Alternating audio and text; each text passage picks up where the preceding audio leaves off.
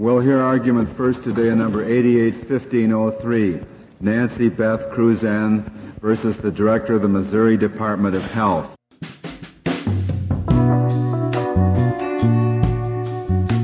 Hey everyone, this is Leon from Fiasco and Prologue Projects. On this week's episode of 5 to 4, Peter, Rhiannon, and Michael are talking about Cruzan versus Missouri Department of Health. This is a heavy episode that contains discussions about the right to die, end-of-life matters, and suicide. If that's tough material for you, we encourage you to skip this one. At issue is whether a family can end life support for a patient in a persistent vegetative state based on the Due Process Clause set out in the 14th Amendment. The constitutional right is the right to not have the state intrude into your body unless they give a good reason for doing it. They've given no reason here. In the end, the court ruled the state of Missouri could intervene and prevent the family from withdrawing life-sustaining care. This is 5 to 4, a podcast about how much the Supreme Court sucks.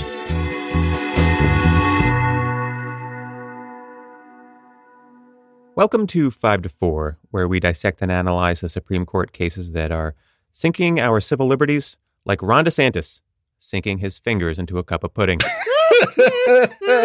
Yes. I'm Peter. I'm here with Michael. Pudding Ron. And Rhiannon. Meatball Ron. Pudding Ron. Tiny D. Now, I love it. It's going to be the reference is obviously a couple weeks old by the time we release this, but I think we'll be talking about it for quite some time. Oh, yes. Yeah. Especially because he's blowing it. He doesn't have the juice. He's blowing it. He doesn't have the juice. He's not the right kind of weirdo. No. You know? He's given the opportunity to answer to this allegation explicitly. Piers Morgan says, "Did you use 3 fingers to eat chocolate pudding?" And he says, "I don't know. I don't remember." It's just like, what? Am I to remember every time I've eaten pudding with my bare hands? It's just like really gratifying as like a longtime believer in this guy having negative charisma and no juice. No juice at all. Juiceless Ron, I always say. Who knew it would be so glorious when it came? Yeah. There's so many different things where you're like, well, this will sink him. He was a Guantanamo lawyer who green-lighted torture. No, right. Not that. It was the pudding. It's not being the foremost advocate of stripping LGBT people of their civil rights, for example. Right. No. It's not being the devil incarnate. You can do that, but you better eat pudding right. That's right. This is America. Love our politics. And the way he eats pudding, that's why he loses to Trump. That's right. Absolutely. All right. Today's case, Cruzan v. the Director of the Missouri Department of Health. This is a case about the right to refuse medical treatment and the right of the state to force it upon you. Specifically, it's about under what circumstances the state can keep someone who is in a permanent vegetative state forcibly on life support. Nancy Cruzan was 25 in 1983 when she got into a serious car accident that left her in a permanent vegetative state, the medical term for someone who has a near total loss of brain function. Her family wanted to take her off of life support and let her die naturally, and testimony from a friend indicated that this is what she would have wanted as well. But the state of Missouri said that that was not enough and insisted that she remain on life support. The family sued, claiming that this violated the fundamental right to liberty under the Constitution. But the Supreme Court, in a 5-4 decision written by Chief Justice William Rehnquist, disagreed and held that Missouri could keep Nancy on life support indefinitely. Sometimes we have fun sets of facts, and sometimes we have really awful sets of facts. Not a fun one. Not a fun case at all. And I think we should maybe just say up top that, like, this is necessarily an extremely difficult topic because of, I think, the myriad ways that disability is experienced in an ableist society, right? And as we move through this conversation, we're going to be balancing 2 things, I think, happening at the same time. One is a discussion about someone's individual choices and preferences about deeply personal matters. We're talking about life-sustaining medical intervention, the extent to which medical technology is desired in, around, on someone's body, end-of-life decisions, including when to end your life, to the extent that you may have some say about that in some situations. That's on the one hand, what we'll be talking about, right? On the other hand, happening at the same time is the context of a deeply ableist society that devalues and dehumanizes the lives and choices of disabled people constantly every single day. The medical field contributes to this. The workplace contributes to this. Judges and lawyers contribute to this. So we have someone's personal choices, but we also have a whole society set up on many assumptions that living life with disability, living life with medical intervention, that's not a full life, right? So I think as we move through this conversation, I want us to just say that, we intend to discuss all of this, recognizing the dignity, autonomy, and value of disabled people's lives. And this is a really tricky topic legally. There's a lot of debate about this topic in even the disability rights community. But let's start because it is really important. And I think maybe everybody can agree William Rehnquist is not the guy to be making the conclusions on this, right? Yeah. It's not us, right? But it's definitely not William Rehnquist. Right. That's right. So in January 1983, Nancy Cruzan was driving at nighttime in Jasper County, Missouri, when she lost control of her car. The car flipped over and Nancy was thrown out of the car and found by paramedics when they arrived on scene. When paramedics got there, Nancy had no detectable respiratory or cardiac function, but the paramedics were able to restore her breathing and her heartbeat on the scene. So she's taken to the hospital, but note that she never regained consciousness. Even though she had a heartbeat and she was breathing, she was never conscious after the accident. Neurosurgeons at the hospital diagnosed her as having cerebral contusions. Those are bruises on the brain, which of course is a serious TBI, traumatic brain injury, and also said that her brain had been injured, severely damaged by a significant lack of oxygen. So when paramedics got on the scene, remember, she had not been breathing. So part of the record in this case showed that permanent brain damage generally results after 6 minutes without oxygen flow to the brain. Nancy did not have oxygen for 12 to 14 minutes after the accident. So after rehabilitative efforts failed, doctors concluded that Nancy was extremely unlikely to ever regain cognitive function or awareness. Like Peter mentioned, doctors call Nancy Cruzan's condition a persistent vegetative state. Sometimes this is called a permanent vegetative state. Sometimes it's called continuous. Good example here of subtle dehumanization in the medical field of people with disabilities. No one, obviously, is a vegetable, and they shouldn't be described that way.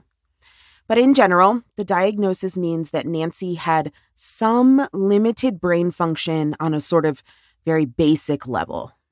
Her brain was keeping her breathing. Her brain was keeping her heart beating, right? For some people in PVS, a sleep cycle could be detected. For some people in PVS, their eyelids can move, meaning sometimes their eyes are open or their eyes are closed. But there is not medical consciousness. There is not awareness in PVS. Mm-hmm. Though, people in PVS may exhibit what might be known as like a physical motor reflex, there is no mental response to external stimuli. There is no cognitive function, right? This is important because Nancy's wishes and her family's wishes about continuing her life-sustaining medical intervention in this state are important. So to keep Nancy alive in this state, doctors surgically inserted a feeding and hydration tube early on in her stay at the hospital. Along with other medical intervention, this is how Nancy was kept alive. She was fed through tubes, but otherwise lived laying down in a hospital bed with no cognitive function and no awareness of anything. She was only alive because of continuous medical intervention that kept her alive, right? Stopping this life-sustaining, and others call it death-prolonging medical intervention means removing the feeding and hydration tubes. So note, I think this is important, that this is slightly different in the medical sense than what is happening when I think most people would refer to like something like pulling the plug, right? If your body is being kept alive by a machine that keeps your heart beating or does the breathing function for you, there's this idea of like, quote unquote, pulling the plug, like removing that kind of intervention, and your body would die relatively immediately, right? This is seen by many as a peaceful way to go, though, of course, it's one of the most difficult decisions a family member or a loved one would ever have to make for somebody. Nancy's situation is a little bit different medically because in PVS, she was able to breathe on her own. Her heart beats on her own, right? Removing the life-sustaining medical intervention in Nancy's case meant removal of the feeding tubes and a slower physical death than, quote unquote, just, quote unquote, pulling the plug, right? It would mean that Nancy would die by lack of food and water. So I don't bring that up to like authoritatively say that there is philosophically or morally or spiritually a difference here, though like I have a strong opinion myself. I bring this up in the background section because I want to highlight like how difficult and complicated and personal these situations are and what the Supreme Court is wading into with its really, I think, reductive and limited frameworks here, right? So 5 years after Nancy's accident, 5 years after she has been kept alive in this state with this condition in the hospital, her family asks that the feeding tubes be removed. Now, it's not only the family that requests this for their own reasons, although I think those are important. There's also evidence that in the year prior to her accident, Nancy had told a close friend during a serious conversation that if she were ever sick or seriously injured, she would not want to continue her life unless, in her words, she could live at least halfway normally. So based on the near impossibility that her medical condition would ever change, would ever improve, the state of her condition, her family's wishes, and Nancy's own words, the family requested that the hospital remove feeding tubes in 1988 so that Nancy could die. The hospital refused to do so without a court order saying that removing the feeding tube would result in Nancy's death, which, yes. So the family did get a court order. The court said that there was a, quote, fundamental natural right to refuse or direct the withholding or withdrawal of artificial life-prolonging procedures when the person has no more cognitive brain function and there is no hope of further recovery. The state of Missouri appealed that decision, and this case makes its way through the appellate process and to the Supreme Court on the question of whether the 14th Amendment Due Process Clause permits Nancy's parents to refuse life-sustaining treatment on their daughter's behalf. Right. So that is the legal question here. The 14th Amendment guarantees these liberty, rights, and interests, and we are in the 80s, so there is much debate about the scope of those rights. We're in a milieu where, like, Roe v. Wade has been decided and is well established but controversial, yes, right? And you're just starting to see really aggressive conservative pushback against the concept.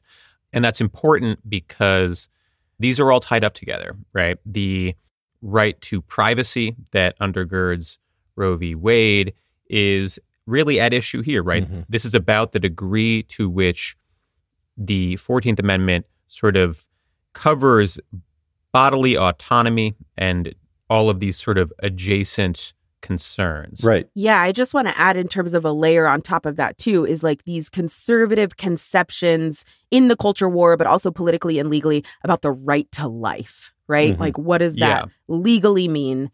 That's also kind of like mixed in here. Yeah. And I just wanted to say, to put a fine point on it, the 14th Amendment says you can't be denied life or liberty without due process of law. And that liberty, not being deprived of liberty, is what had been expansively interpreted to include bodily autonomy. That is where the right to privacy emanates from. And that is where this claim is emanating from. Right. This is saying you are impinging on Nancy Cruzan's liberty by not honoring her wishes in not wanting to remain alive in a state like this. Mm-hmm. So what the question is about how the 14th Amendment intersects with Missouri's standard here. Missouri is requiring clear and convincing evidence that Nancy Cruzan would have elected to have withdrawn life support in this situation, right? And so what they are saying is that the wishes of her parents, the guardian ad litem, and the roommate's testimony about Nancy's own wishes are not enough. They are not clear and convincing. Mm-hmm. And so there's a question of whether this standard that Missouri is applying here is correct. If this is an unconstitutional standard in and of itself, if it is essentially too high of a burden to place on Nancy Cruzan and her family. Yeah, and a guardian ad litem, just to explain, is a person who is generally appointed by the court to act in someone's best interest or represent someone's best interest. Often this is a child or someone who is incapacitated under the law. Right. So here the trial court had appointed a guardian ad litem for Nancy because in a situation where she is incapacitated, you want a party that is sort of designated to represent her interests specifically. So the majority, written again by Rehnquist, says if you are a competent person in the medical sense, meaning you are capable of making your own decisions, you have a due process right to refuse medical treatment. But in the case of someone who lacks brain function, a so-called incompetent person, the state can require a higher standard of evidence to prove that that's what they would have wanted. So they say that the state's decision to reject the request of the family to remove life support was fine. The question, again, that the family is presenting is whether the 14th Amendment's right to liberty includes the right of Nancy and or her family to remove her from life support. So the court says, okay, she has an interest under the 14th Amendment in her right to deny medical care. Sure. Yeah, that's long established by the law. Right. But that needs to be balanced against the state's interests. And what are those? Well, first they say that the state is sort of a stand-in a way for the incapacitated person, right? The state plays the role of ensuring that we're following the wishes of that person and not just the family, for example. It's not really a huge concern in this case where I think everyone involved very clearly wants to see Nancy's wishes fulfilled. But there are, of course, situations where you might have families that do not have the interests of the incapacitated person in mind. Sure. And so they're saying the state's role is to sort of safeguard that. Sure. Mm-hmm. And, I think what's happening here is that the court is sort of taking this very gray, philosophical almost area, this, existential question, and acting as if you can just map that perfectly into like a legal framework, like preserving human life, as if it's like a box you can check. A check on one column versus the other, right? Right. Yeah. And not like a series of like endlessly complex questions that all of human society has been trying to answer since its inception. Right. It just feels dishonest to pretend that like, all right, so you have the interest in human life, and that favors the state of Missouri. Like, what are we talking about here? Reading this part sort of burned me up a little bit because they're talking about preservation of life and they're explaining why this is so important. And they're saying, well, Rehnquist says, this is irrevocable. Once you remove life support, the person dies and there's no undoing that. Mm-hmm. And if it's a mistake, it's an unfixable mistake. And there might later appear evidence that better reflects Nancy's will on this. And maybe she would want to stay on life support and we'll find her secret diary or something. Right. And the fact that these justices who all support the death penalty is enraging. Like reading this, it's enraging. It's like, fuck you, right. There's no way you actually believe this. There's no way. Right. Like just a couple of years later, in I think 1993 in Herrera v. Collins, which is a case we covered, almost the exact same majority basically holds that you don't have a right to introduce exculpatory evidence of your innocence in death penalty cases under the 8th Amendment. So the idea that they are like super committed to like preserving your right to introduce evidence later, right? Not sure I buy it. Yeah. It's not being offered in good faith. There's definitely something like under all of this analysis that is infuriating for that reason. Like the state will let you starve and the state will kill you. Yes. Absolutely. But when someone's family is indicating that they would have chosen to die, all of a sudden the state steps in with these abstract concerns about the preservation of life. Mhm. Right. It feels fundamentally disingenuous. Yeah. So the court then turns to like the evidence presented by the family. Yeah. Remember, the Cruzan family wants her to be removed from life support. The guardian ad litem thinks she should be removed from life support. And her former roommate testified that Nancy herself did not want to be kept alive in a situation like this. Missouri said that none of that was clear and convincing evidence that Nancy would want to be taken off of life support. And the court basically just shrugs and agrees with Missouri, Yeah. right? Or at least says that they did a fine enough job. Missouri's courts held that the roommate's testimony, which keep in mind is the only actual evidence of Nancy's direct wishes that we have, Either way, right? Yeah. right, Yeah. was not adequately formal to count, right? Like it was just like a serious conversation, but, you know, sort of an offhand conversation to a degree. And the court here upholds that reasoning. And I think it's worth discussing the implications of that. So first, the only party here who wants to keep this person on life support is the state of Missouri, right? Mhm. The will of the family, the guardian, and from what we can tell, Nancy herself are being subjugated to the will of the state of Missouri. This functionally means that if you end up in a permanently vegetative state, unless you have a formal document saying that you want to be removed from life support in that situation, the state assumes control of your body, Right. Mhm. right? And considering that most people don't have a will until they're a little bit older, and almost all young people, right, are in a situation where they don't have any formal documentation of their wishes in these circumstances, that means that the state will be taking control over their bodies in a situation where they find themselves in a persistently vegetative state. That is the functional conclusion here, right? Right. That is what the policy output of this decision is. And beyond that, I think what bothers me so much about this case is that the court gets the analysis backwards. The court frames this issue as being about the right of Nancy Cruzan's family to intervene and remove her from life support. But that's not really what it should be about. What it should be about is the right of the state to keep someone in her condition on life support indefinitely just because they think it's best, right? Mhm. Right. Even when we have evidence that it is not what she wanted, that it's not what her family wanted, what her guardian wanted, the court places the burden on Nancy's family and friends and guardians, right, to make the case that she wanted to be removed from life support. But the Constitution is meant to protect us from the impositions of the state.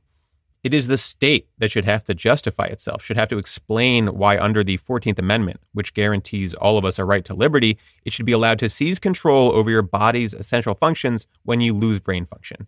Right. And I want to be clear that this is a situation with more clear problems than clear solutions, right? And we'll talk about how complex this all is shortly. But I think my main concern is the framework that the court is using, one that refuses to make the state justify its imposition over Nancy Cruzan's body and thereby decentralizes her bodily autonomy and centralizes the rights of the state. Yeah, and we should talk about Sandra Day O'Connor's concurrence. Many concurrences and dissents in this case. Yes. Yeah. yes. Lots of viewpoints. It's interesting because it reads more like a dissent, I think, in a way that is a good sort of snapshot for the arc of conservative thought over the last few decades. And so she writes to emphasize that she really does think the 14th Amendment is in play here, that Nancy Cruzan has her liberty protected by the 14th Amendment, and that liberty includes her ability to make decisions about end-of-life treatment options, etc. She nonetheless agrees with the majority that ultimately the state's interest in preserving life, blah, blah, blah, blah, blah. But, Rehnquist sort of like assumes without deciding that liberty is in play here because they don't care. But it's all talking about, like, they frame it as rather than a fundamental right, she's talking about what they call a liberty interest. It's your liberty interest under the 14th Amendment, which is just like a rhetorical game they play to justify giving those liberties less consideration and less protection than they would something they call a fundamental right. Right. Mm-hmm. So this was the sort of opening gambit of the conservatives in this era, which is we're living in the era of what they call substantive due process, of this robust privacy right. And the first thing they do is start redefining it as a liberty interest rather than a fundamental right. Yeah. In order to say, as O'Connor is doing here, like, yeah, this is a real thing. And you really are protected by the Constitution here as a liberty interest. But because it's just a liberty interest, sometimes it has to give way to the interests of the state. Yes. And as it turns out, those interests of the state usually are somewhat very religiously informed moral decisions about what you can and can't do with your body. Right. Yeah. And that, I think, is the way to think about O'Connor's concurrence, and the religiosity aspect, I think, really comes through in Scalia's concurrence. Yeah, I think that's absolutely right. Moving to Antonin Scalia's concurrence, there's also some constitutional rhetorical tricks that are happening here, right? I think this concurrence by Scalia is like really largely predicated on his belief that this is the same thing, this meaning in this case, the right to refuse life-sustaining medical treatment, right? That's the same thing as allowing for and therefore regulating suicide, right? Mm-hmm. I think Scalia's concurrence is the big reason why this case gets identified as like a right to suicide, right to assisted suicide case, even though it really isn't. But for Scalia's purposes, he also wants to make sure that there is no right to assisted suicide recognized in the Constitution. And it's like, yeah, this is Bill Rehnquist. He wasn't going to do that. Like, we get it. Right. But okay. I mean, he's trying to this is like young Scalia, right? He's only a couple years in, and he was brought on the court to carve out a more distinctly right wing a segment of the court. Yeah. And that's what he's doing, right? He's Yeah. planting his flag and being like, look, like, forget all this like mealy mouth shit that the majority and like O'Connor concurrence are giving you. Let's talk about just how narrow the 14th Amendment should be. Yeah. Yes. Yeah. So part of this concurrence, he quotes Stephen's dissent. So in Stephen's dissent, Stephen says, choices about death touch the core of liberty. Not much may be said with confidence about death unless it is said from faith, and that alone is reason enough to protect the freedom to conform choices about death to individual conscience. So that's what Stephen said. Scalia responds, this is a view that some societies have held and that our states are free to adopt if they wish, but it is not a view imposed by our constitutional traditions in which the power of the state to prohibit suicide is unquestionable. It's a dumb Scalia trick, which isn't even a trick, which is saying, like, with confidence, your own arguments and conclusion, even explicitly stating that they are unquestionable, right, when the whole reason there's a case is because there's a legitimate constitutional question. You abrasive loser, right? Like, the next couple sentences are puro uncut Scalia. He says, quote, what I have said above is not meant to suggest that I would think it desirable, if we were sure that Nancy Cruzan wanted to die, to keep her alive by the means at issue here. I assert only that the Constitution has nothing to say about this subject. So this, I assert only that the Constitution has nothing to say about the subject. This is kindergarten level legal arguing. Brett Kavanaugh parrots this all the time. He said it in his concurrence in Dobbs last year. Conservative law professors love to say this. And it's not an intellectual argument, first of all. But second of all, it's also disingenuous. You just spent paragraphs and paragraphs talking about the British common law and stating your policy preferences and what is a convincing argument to you and what is the right legal framework to you. You are not simply stating that the Constitution doesn't have these specific words in it, right? He's doing a lot of somewhat subtle shit here. I do think I want to hit on a couple things. One, his conflation of this situation and the right to choose to be allowed to die in this situation his conflation of that with suicide, I mean, I don't know what else you need to say, right? Yeah. I mean, if you want to say that it is technically suicide, fine. If you want to say that we should be looking toward suicide laws to get our constitutional framework, I don't. Right. It's just so inherently uncompelling that I don't even think it's worth bothering with. I also want to point out that the implication of what he's saying is that a state could outlaw DNRs, for example, altogether. Absolutely. Yes. And that the Constitution would have nothing to say about it. Yeah. If you think that the 14th Amendment's guarantees of liberty mean so little that the state can seize control over your body against your formal wishes Right. in a situation like this, then what the fuck are we even talking about here, right? Yeah. Then just admit that you don't believe that the 14th Amendment means anything. Exactly. Right. And you do believe as a Catholic that suicide is a sin. Right. And we should do everything to prevent it. And also my definition of suicide is unbelievably expansive and covers a whole range of things that most people would not think of as suicide. Right. Right. Like, I'm sorry, but if you are dying of cancer, you're not voluntarily ending your life, right? Your life is ending and you are navigating those difficult waters, right? Like you're deciding when it will end and how it will end, but you're not voluntarily deciding to end your life. Cancer has decided to end your life, right? Right. What you are deciding, your choices about end of life matters, which are deeply, deeply personal, are about what interventions, right? What palliative care you are opting into yourself, right? And therefore should be able, in my mind, to decline those as well. Yeah.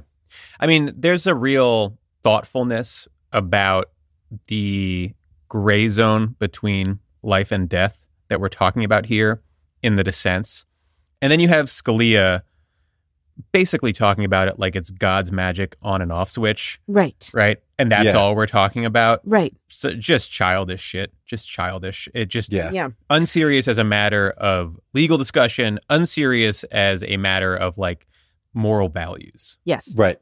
You know, you read Scalia's concurrence here, and at least for me, have a moment where you're like, God, how is this guy like the intellectual heavyweight on the right wing?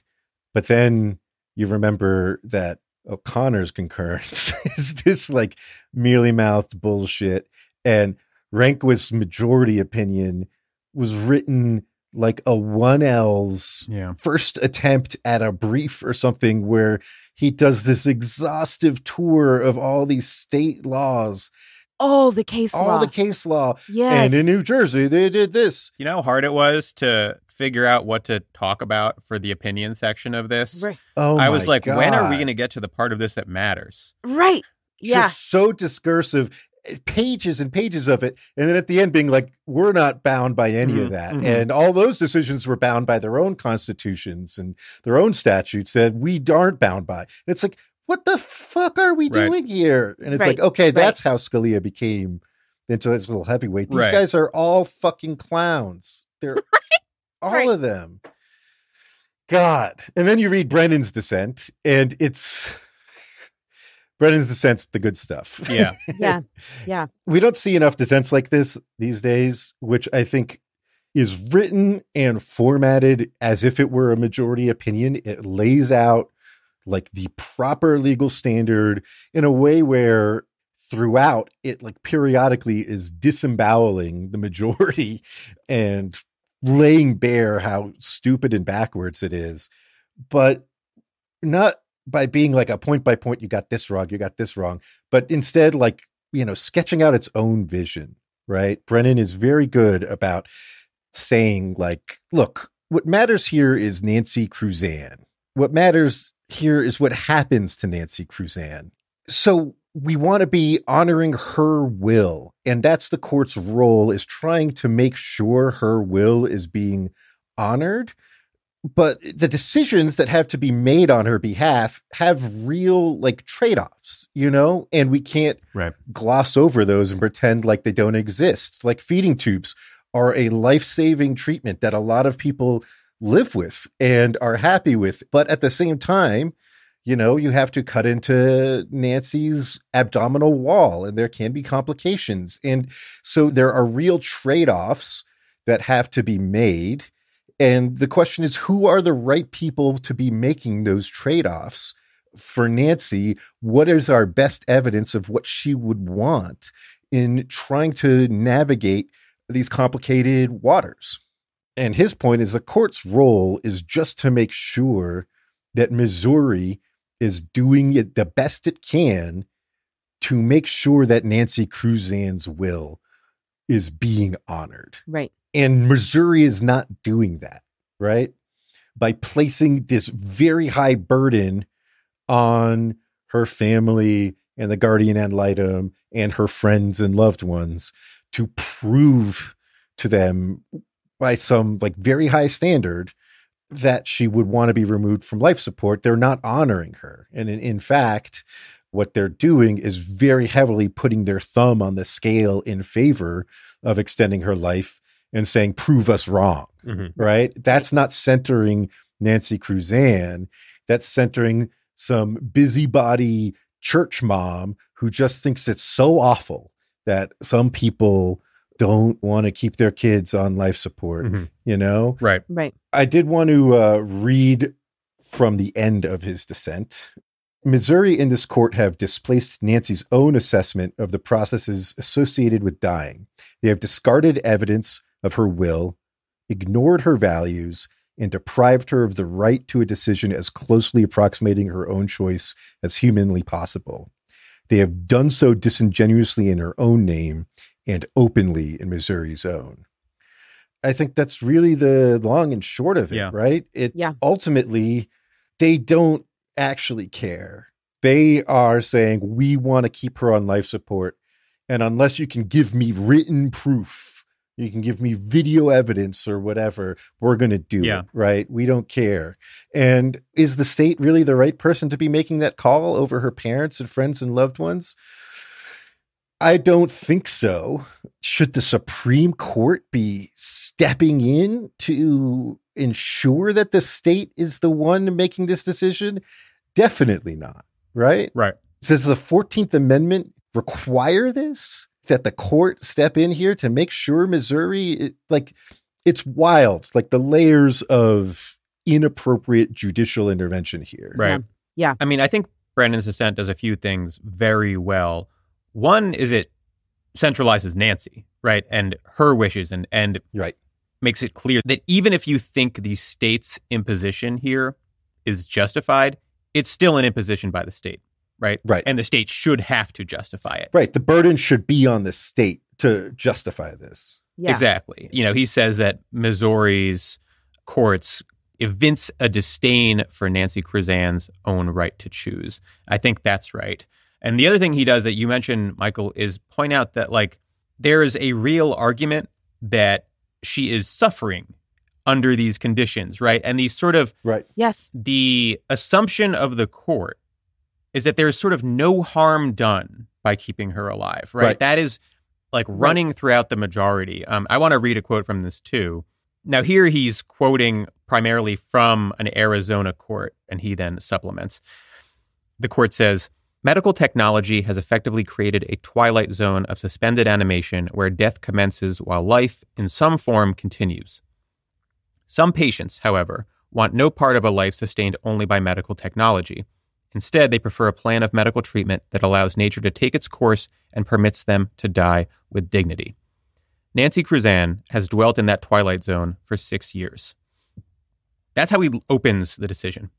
I think that is fundamental to understanding something about this case that the majority completely ignores, right? Yes. And that we need to take the interests of someone in Nancy's position seriously, which the majority does not do.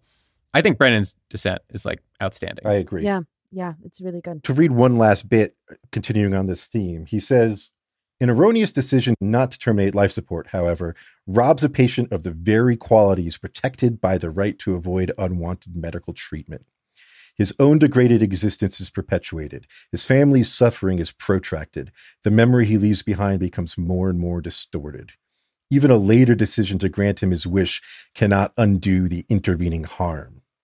And I think that's right. The majority acts like there's only costs on one side of the equation here. Mm-hmm. There's only pain and potential mistake on one side of the equation here. And that's not true. Right. That's not true for Nancy Cruzan's family and loved ones and for Nancy herself. Yeah. Yeah. I think it is time for a quick break. Okay, we are back. Justice Stevens writes his own comprehensive dissent that hits on a lot of the same notes as Brennan. I'm talking about the 14th Amendment right to refuse medical treatment, the court's excessive deference to the state legislature, etc. He also questions the idea that Missouri is preserving the sanctity of life and writes that life, as it is understood in our Constitution, cannot be separated from our persons. It's not just about whether your body is still technically functioning. It's broader than that, right? In other words, Missouri is claiming that it's protecting the sanctity of life by keeping Nancy Cruzan alive. Mm-hmm. But the sanctity of life includes things like dignity and death, right? That the court is ignoring. Yeah. At times, his dissent is very thoughtful, but I think there's a portion where he essentially suggests that someone in a persistent vegetative state has no real interest in continuing their life. And I think you can maybe agree with that as like a moral philosophical point, but as a legal conclusion, I think it's too strong or at least a slippery slope because it feels like it's presuming what Nancy Cruzan or anyone else would believe about the value of their own life in this state, right? Yeah. I mean, there's reason to believe that a reasonable person would not want to continue living in this state, but the locus of our concern should be what that person wanted. Yeah. Right? Yeah. I think that's exactly right. And so I think, in our discussion about this earlier, you pointed out that he's sort of making the inverse mistake from Scalia, right? Right. Drawing the opposite conclusion for the person. And so I think that while the dissent is mostly good, he sort of missteps there and just goes a little too far and in presuming what Nancy Cruzan would have wanted. Yeah, I think Scalia is a great counterpoint to that, right? You can imagine devout Catholics who would say, no, suicide's a sin.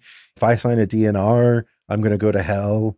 Always keep me on life support no matter what. And like family members being in the position of Nancy Cruzan's family, feeling like, oh, if we pull the plug, we're murdering her. And like, that's their prerogative. Whether or not we agree with those conclusions, I think they have to be centered, right? Like their humanity and their choice has to be centered. Yeah.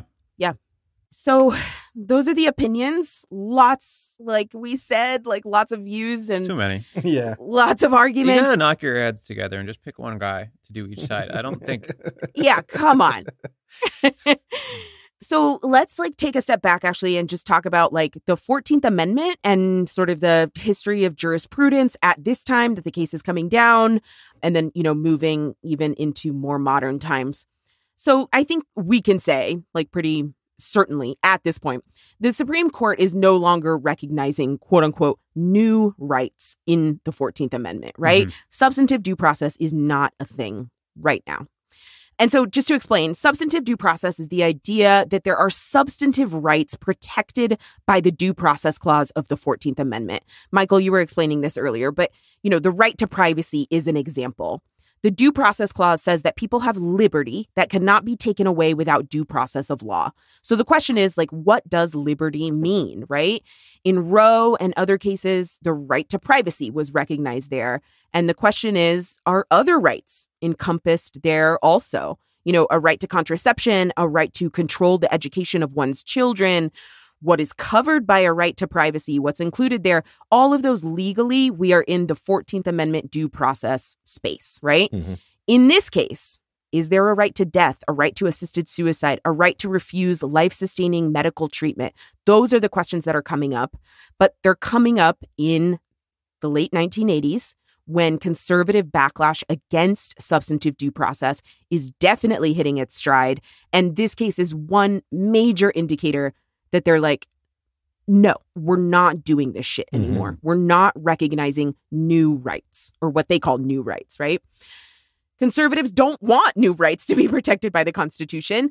Clarence Thomas does not think substantive due process is real. He's been explicit about it for years and years. And whereas before you'd have conservatives making a nod to substantive due process by saying while the court has recognized a constitutional right to privacy, we decline to recognize a new right here, right? Now, conservatives, Clarence Thomas at the forefront, but all of them, they just say, like, the right to privacy is also not real. Substantive due process is not real, right? Like, so jurisprudentially, that's the context in which this case is coming up, and in which I think a lot of people would learn about this case in con law or in 14th Amendment as a sign in the late 80s that conservatives were putting their foot down, so to speak, and being like, we are not expanding these ideas anymore.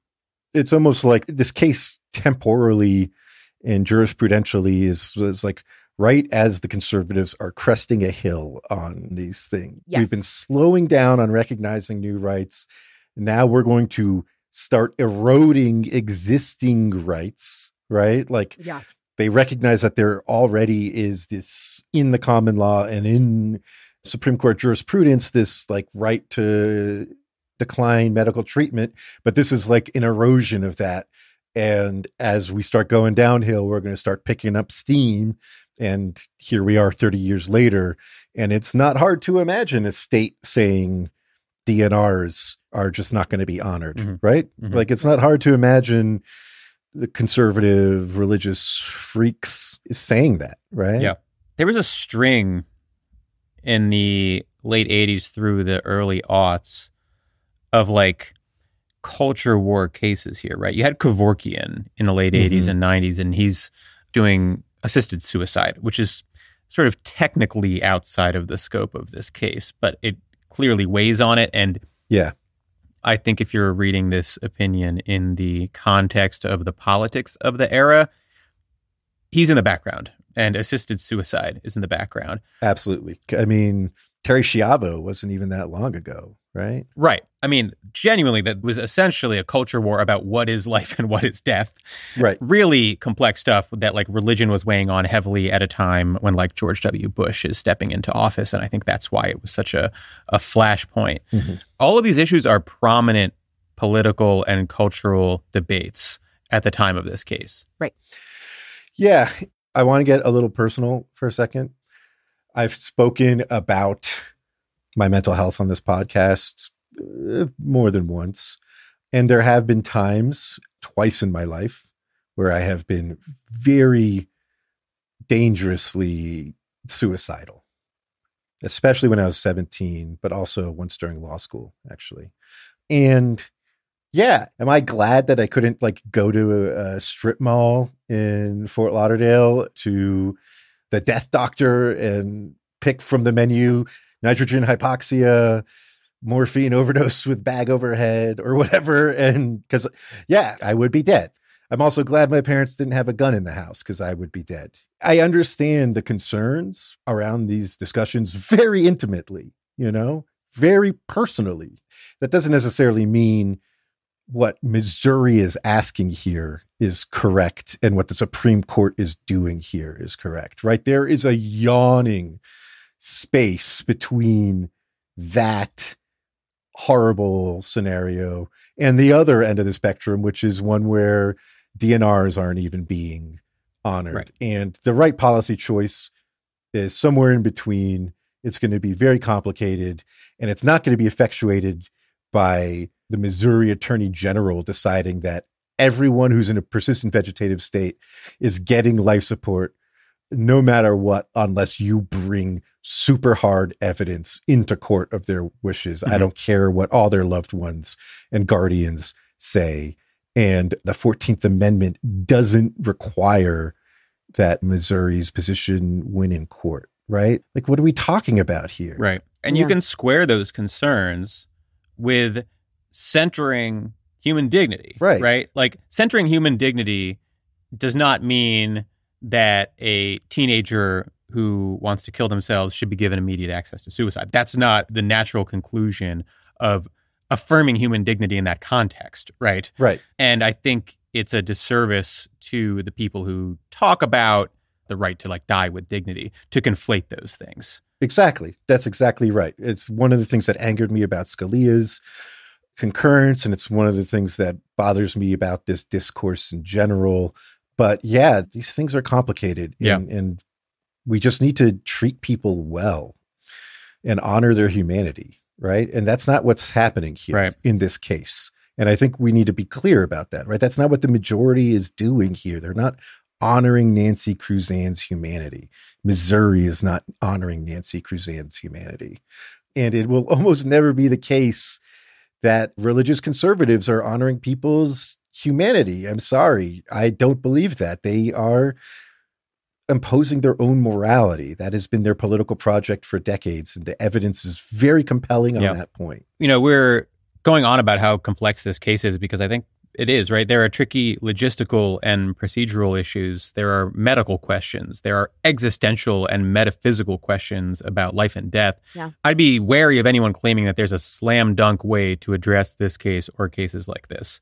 And like we've touched on, a lot of the discourse around the right to life can often end up devaluing the lives of people who are severely disabled, right? Yes. When you're talking about letting someone die, you can verge into endorsing what is functionally eugenics. Yes. So I think it's important to keep emphasizing that what the court did wrong here was decenter Nancy Cruzan and overemphasize the rights of the state. And that's not a coincidence or something that lives in isolation. It's part of a project well underway at the time of this case to claw back the concept of bodily autonomy from our interpretation of the Constitution, right? Yes. That's right. Yeah. The court isn't finding in a vacuum that Nancy should stay on life support. They are endorsing a framework where bodily autonomy, her bodily autonomy, is subjugated to the whims of the state. And that's what this case is about. Yeah. That's right. Something I've been thinking about, something the three of us have been thinking about in prepping this episode. You know, Peter, you mentioned earlier that a legal question about matters like this poses a lot of clear problems, but fewer clear solutions, right? So I think it has to be said because this necessarily comes up in discussions about a legal right to die, a legal right to suicide, whatever that may be, a legal right to decline life-sustaining medical care, that even if those rights were recognized, even if that right was strongly protected, there are major pitfalls, problems with that kind of right in our current ableist, capitalist society, right? I think as soon as you start talking about and where people who work in disability rights spaces might have well-placed concern is that as soon as you start talking about a right to decline life-sustaining care, a lot of the time you are talking about a society in which lives are already valued at different levels, right? I've heard things about prison medical facilities when they have to keep a prisoner alive, right? And there start to be economic arguments about what is the value of this person's life when the state is, quote unquote, keeping them alive on the taxpayer's dollar, right? Versus, again, to put it crassly, you know, like pulling the plug on that person so they're not a drain on society, right?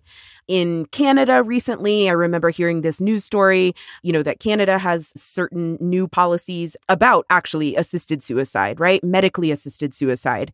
And there was controversy recently when a homeless man, I think this was late summer or early fall, looking at a life outside during Canada winter, was weighing his options and wanted for a time to elect to get medically assisted suicide. And there was a lot of, I think, very well-placed, justified, righteous anger that doctors and many policymakers in that context were like, yeah, go ahead and help him die, right? When actually the problem is the many policy choices that have led to people's suffering, right?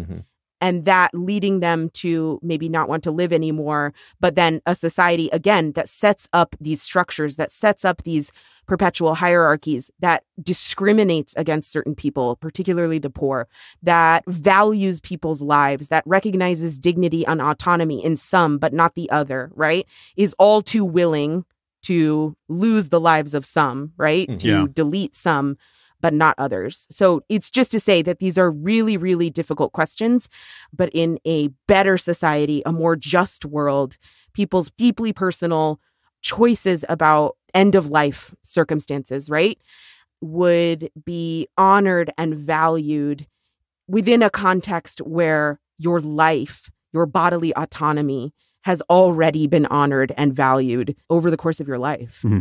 Yeah. Okay. That was a heavy one. Yeah. You know, if you're hurting, if you're struggling, if you know someone who is, we want you to take care of yourself. Please seek help. Resources and support for those in need can be found at the National Suicide Prevention Lifeline at 988lifeline.org or by dialing 988. We also want to thank Erin Hawley for her insights on this episode. She made it much better. And thank you guys all for getting through this one with us. Hope you're doing okay.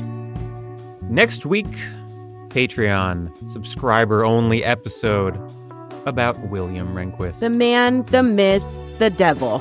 The author of the majority opinion here. A little preview. He's a segregationist. Another preview. This one a little bit more positive.